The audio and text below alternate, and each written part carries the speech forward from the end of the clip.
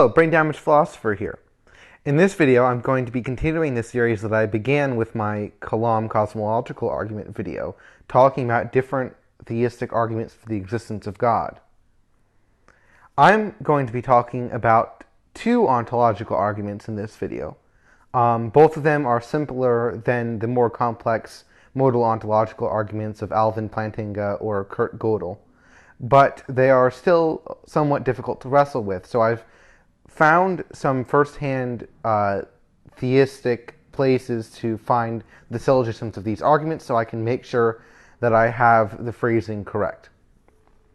To begin with, let's talk about St. Anslem's ontological argument, which goes like this. Premise 1. God is the greatest concept that we can imagine. Premise 2. Things can exist only in our imaginations, or they can exist in reality. Things that exist in reality are always better than things that exist only in our imaginations. Premise 3. If God existed only in our imaginations, he wouldn't be the greatest thing that we can think of, because God in reality would be better. Conclusion. Therefore, God must exist in reality. The problem with this argument, well, there are a couple problems. The first problem with this argument is that it's essentially begging the question. It's defining God as the greatest conceivable being, and then defining greatest conceivable to mean, at least in part, existence. And so the very first premise, by definition, if we plug in all of the other definitions, says God is, among other things, a being that exists. And so, of course, naturally, the conclusion is God exists. Now, the other problem with this is that, well, if... Okay, so let me put it this way. Definitions, the purpose of definitions, what definitions are a set of conditions that tell us under what circumstances we can use a set of sounds or letters on a page to refer to a certain entity. As such, to define God as the greatest conceivable being is in essence to say that we would only call something God if it were the greatest conceivable being. That's straightforward enough. But then, to say that the greatest conceivable being would have to exist, because otherwise there would be another being that we could conceive of that would be greater, simply is to say that if we were referring to something which does not exist, we would not apply the label of greatest conceivable being to it, whereas we would only apply the label of greatest conceivable being to something which does exist.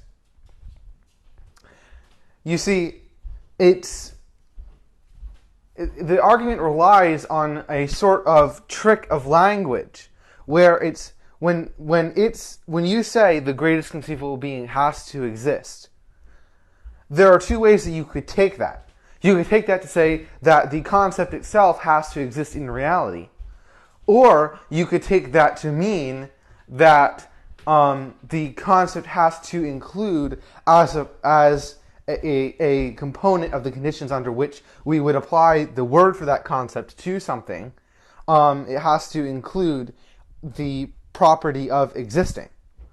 In the same way that we can say the reddest conceivable being has to be red. That it's part of, or the coolest conceivable car has to have an engine, right? That could mean, right, that we're referring to an actual thing that exists that has to have some property, right? Or, it could mean that we're we're expanding the definition and not talking about something that actually does exist. And so, we could, if we keep this in mind, we could reformulate the argument something like this. We would only call something God, which is we would only call something God if it were the greatest conceivable being. We would only call something the greatest conceivable being if it existed. Therefore, we would only call something God if it existed. Now, this argument is extremely unhelpful, on the face of it, because it says nothing about whether God actually exists, only that existence is part of the definition of God. But furthermore, it's actually even more unhelpful than that, because existence is sort of implicitly a component of any definition that we use. Because we only call something a particular thing if it exists to be referred to. For instance, I only call something a dog if there's, an existing dog that I'm pointing to and calling it a dog. Right? I don't call the idea of a dog that I have in my head a dog. I call it the idea of a dog. Right? I don't have a dog that exists in my mind. Right? I'm imagining a dog, or I'm holding the concept of a dog in my mind. So that's sort of the problem with St. Anslem's original ontological argument. It's essentially begging the question and also playing with our understanding of how definitions work in the first place in order to throw up a smokescreen. Additionally, there are reductio ad absurdums that sort of demonstrate the problem, such as the greatest conceivable island. I don't usually like using reductio ad absurdums if I actually know what the problem with the argument is, because reductios are only really good to demonstrate that there is a problem with the argument, not where the problem is or what it is. Okay, moving on. Let's talk about Dr. William Lane Craig's version of the ontological argument. According to William Lane Craig, the ontological argument goes like this. Premise 1. It is possible that a maximally great being exists. Premise 2. A maximally great being exists in some possible world. That's basically a restatement in possible world semantics of the first premise. Premise 3. If a maximally great being exists in some possible world, then it exists in every possible world. Premise 4. If a maximally great being exists in every possible world, then it, of course, exists in the actual world. Premise 5. A maximally great being exists in the actual world. This is merely a restatement of premise 4. Therefore, conclusion, a maximally great being exists, because it exists in the actual world, which is essentially a restatement of premise 5. So, the first thing that you might want to notice about this argument is that there's a lot of boilerplate going on, where premises 1 and 2 are equivalent and simply restatements of each other. Premises 4, 5, and 6 are also also equivalent and merely restatements of each other. So there's a lot of misdirection going on here. So let's try to reduce it down to the minimal possible components here. And I'm going to add in something which Dr. Craig says in the video surrounding where I got this syllogistic form from that sort of elucidates his point. So, a maximally great being exists in some possible world. If a maximally great being exists in some possible world, then it exists in every possible world. If a maximally great being exists in every possible world, it exists in the actual world. So premise, conclusion, right? Now, I won't dispute that a maximally great being exists in some possible world, because Dr. Craig is very careful not to say that maximally great being is actually omniscient, omnipotent, and omnipresent, because, of course, there are logical contradictions inherent. Omniscient, omnipotent, and omnipresent. Yeah, there are contradictions between those three and inside them, and so, of course, such a being would actually be impossible. So, Dr.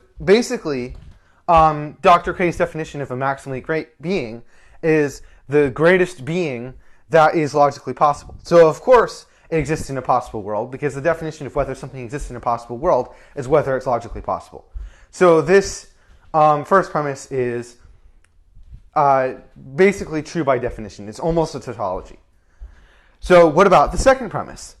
If a maximally great being exists in some possible world, then it exists in every possible world. Well, this is where things get interesting. You might ask, why is this the case? Why can we go from possible existence to necessary existence in this way? Well, part of the definition of maximally great being that Craig gives earlier in the video is a necessary existence. A maximally great being necessarily exists.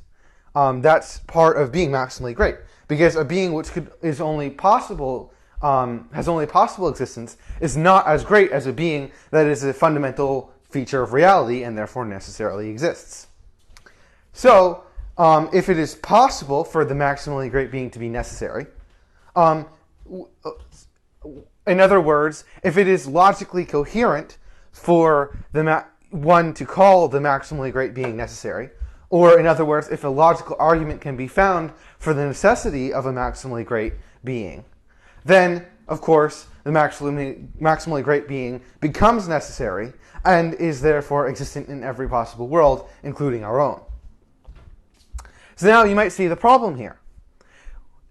Dr. Craig is sneaking into the definition of maximally great being necessary existence. He's essentially defining it as something that necessarily exists, and then acting all surprised when he comes out with the conclusion that it does in fact necessarily exist. He's simply hiding that fact by, first of all, not including his definition of a maximally great being within the syllogism, and also including all of these extra possible world semantics that sort of throw up a smokescreen around what's really happening. But the thing is that it's establishing that a maximally great being could actually be logically coherently defined as necessary is exactly the problem that he's trying to solve in the first place. If, in fact, a maximally great being is necessary in some possible world, then you would need to find a definition of maximally great being that makes it a direct a priori result of the laws of logic in order to demonstrate that, right? But if you had an argument like that, then of course you wouldn't need this modal ontological argument. So in essence, the modal ontological argument is sort of trying to obfuscate the fact that it is essentially relying on the assumed possibility and existence of an argument that, if it actually did exist, would obviate the need for the modal ontological argument itself.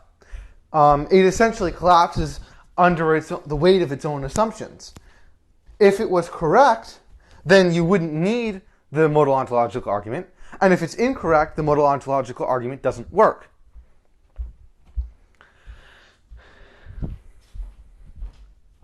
Now, one could object that the modal ontological argument itself is the logical argument that's demonstrating the possibility of making a maximally great being necessary from purely the laws of logic. Well, then it merely becomes self-referential. Basically, it becomes, if this argument works, then it works, which, isn't really helpful. So that's the problem with the modal ontological argument that Dr. Craig gives. You know what? Actually, this took a lot less time than I expected. So let me actually see if I can dig up some other versions of the ontological argument so I can have a little bit more fun. Actually, though, before I move on, I want to make my point about the modal ontological argument a little bit stronger. It's not just that it's not been demonstrated that it is possible for God to be necessary. It's that God necessarily isn't necessary. Because the statement God does not exist is not logically incoherent. Therefore, there is God is by the definition that we use of necessary in modal modal logic, God is not necessary, because it is not logically incoherent to say that God does not exist.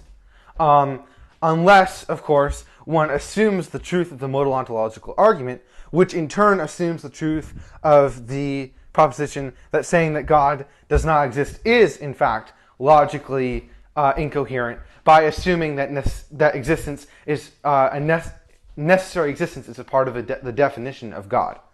Okay, now let's move on to Descartes' modal ontological, or not, sorry, just simply ontological argument. Descartes' ontological argument is almost identical to St. Anslem's. Basically, it goes, God is defined as a supremely perfect thing. Any supremely perfect thing possesses all perfections. Existence is a perfection. So God possesses existence. Therefore, God exists. Again, this is merely including existence as part of the definition of God. So moving on, let's do Alvin Plantinga's modal ontological argument. A being has maximal excellence in a given possible world W if and only if it is omnipotent, omniscient, and wholly good in W.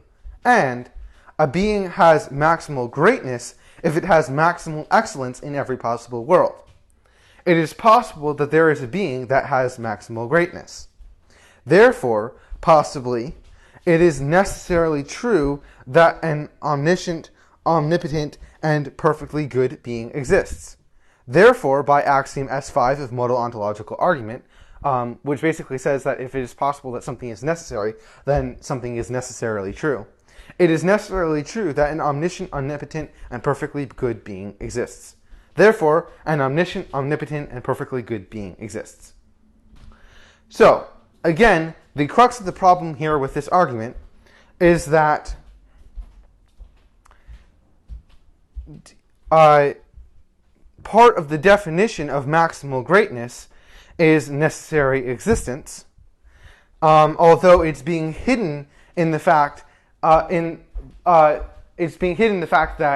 the definition of maximal greatness is that something must have maximal excellence in every possible world. But in order to have excellence in a possible world, then it has to exist in that possible world, because something which doesn't exist in a possible world can't have properties in that world.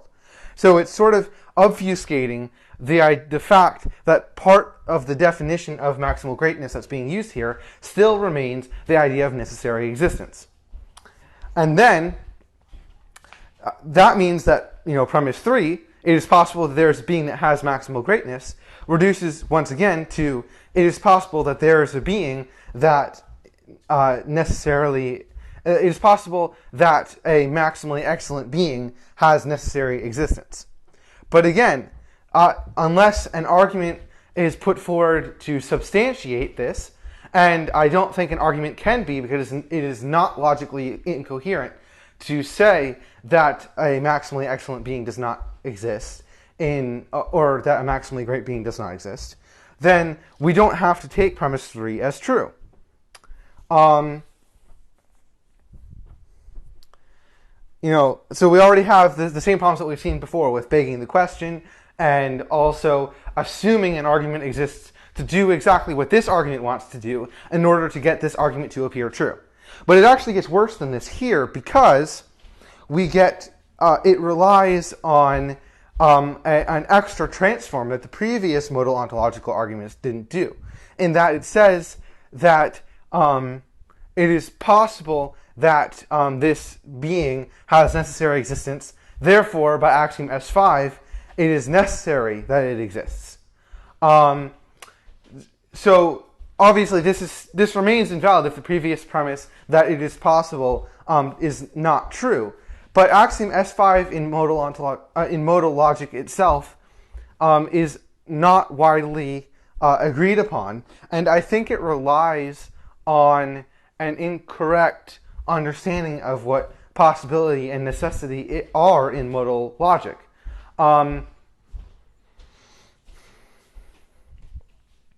But yeah, I'm not really qualified to talk about that, so I guess I'll stick with the previous two criticisms.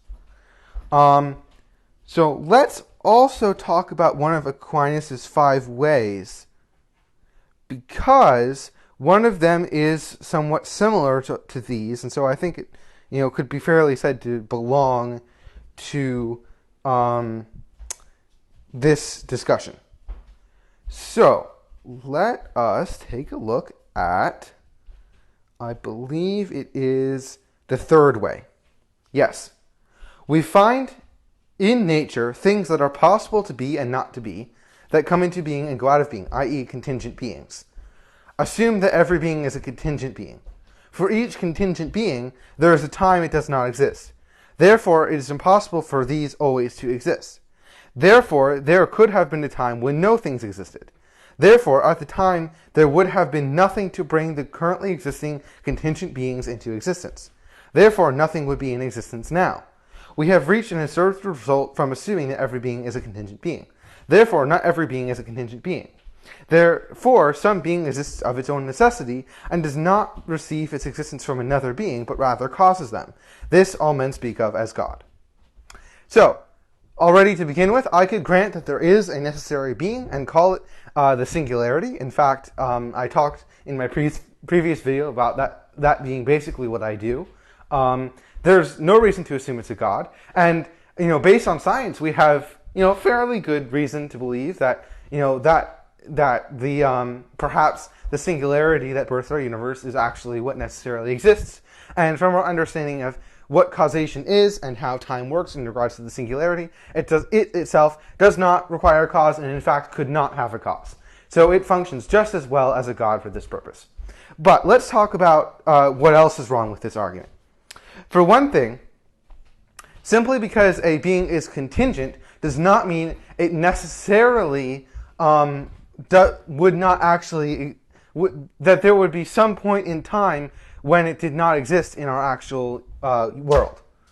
A contingent being is a being that is not logically necessary in its existence, but that doesn't mean that it couldn't happen to have always existed, and therefore, happen to grant being to other beings, based on itself, even if it is, contingent and could have not existed or could go out of existence later. So that means that I'm denying premise 3. For each contingent being, there is a time it does not exist. Because merely because something is possible, that it is possible for a contingent being to not be, does not mean that it is the case, or that it has been the case at some time or another. Therefore, that means I'm denying premise 4, that it is impossible for these to always exist. And therefore, I'm denying premise 5, that there could be a time when no things existed. Because once again, even if the singularity is contingent, it could just happen to have existed in our actual world, even if it wasn't necessary. And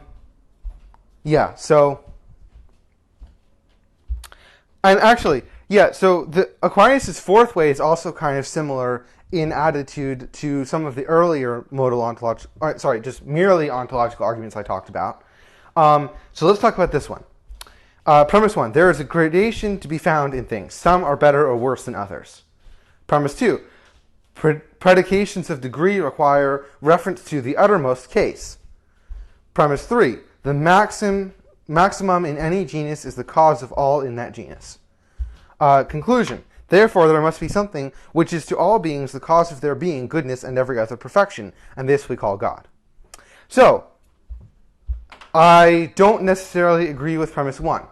There is no objective value to anything in the universe. Therefore, some things might be better than other things for purposes or in relation to certain rational actors. But I don't think that there is an objective sort of ranking of good, better, best, and bad, worse, worst in everything in the universe, or anything actually. So I already denied premise 1. Premise 2 is wrong. We can predicate things we can do predications of degree without having an example of the uttermost of some of that degree, right? As long as we know what it means to have a degree of something, then we don't have to compare, x to the most something that is like, okay, let's talk about height. We know what height means, right? It's sort of like extent in space, and it has to do with various sensory perceptions and such like, right? In order to talk about how high someone is, we don't need a ruler that is infinitely tall. We can just pick an arbitrary thing of some height and choose that as the measure, and then compare, right? The point with this is that you don't need to make reference to the uttermost example of anything in order to predicate any degree. We can just talk about relations of degree, whether something is taller or shorter, how they relatively satisfy that degree. And then if we can all agree on something to use to compare to everything else, so that we calculate we calculate everything else, the degree of everything else in this property in relation to the degree of this thing that we all agree on in relation to this property, then everything makes perfect sense. That's exactly how measuring systems work, and why we can have different ones, like feet and versus meters and stuff like that. I also disagree with premise 3. The maximum in any genus is not necessarily the cause of all in that genus. The tallest man in the world is not the father of all men. There's just absolutely no reason to take this premise as true. And in fact, if you take sort of you could quite just as easily reverse this and say that the maximum in any genus is the result of, all of the other things in that genus, pitching together in some way or leading up to that thing in some way in sort of maybe Hegelian or teleological sense. There's no reason to say that either, but the fact that you could just as easily say it as the other means that this premise is kind of a moot point, which means that the final premise just doesn't follow. Okay, yeah, I think the video is long enough now, and I've covered enough things for it to be satisfying, so yeah, bye.